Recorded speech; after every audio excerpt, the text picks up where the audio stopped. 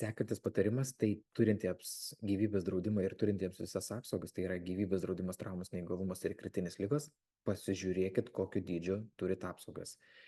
Jeigu jūs turit didelius įsipareigojimus, esat verslo savininkas ir taip toliau, ir jums reikalinga gyvybės draudimas, kad nelaimės atveju paveldėtojai gautų 100 000, ten rankai lūžus gautų po 1000 eurų išmoką, viskas yra gerai.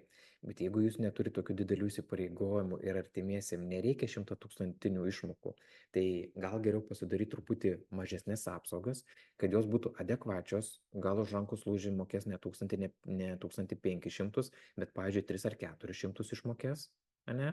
Bet daugiau pinigų tada eina į kaupimą.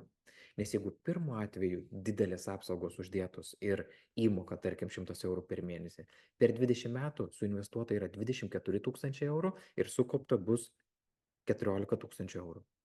Bet jeigu pasidaryti truputį mažesnės apsaugas, jeigu galima jas, ane, pasidaryti pas jūs, tai tokiu atveju iš investuotų 24 000 sukaupta bus 46 000 per tos pačius 20 metų. Tai ar 14 000 turėtų sukaupta, ar 46. Tai skirtumas yra akivaizdus, tai pasižiūrėkit, kokias turit apsaugas. Jeigu turit didelis ir jums tokių reikia, viskas gerai, pasilikit. Bet jeigu turit didelis ir galvojat, kad nereikia, tai tikėtina, kad jų ir nereikia.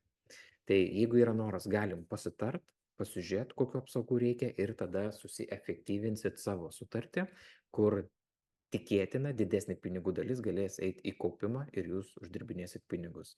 Nes traumos, neįgalumai ir kritinės ligos tikrai ne kiekvieną dieną įvyksta, tai reikėtų pasižiūrėti, ar šitoj vietoj nepermokat pinigų.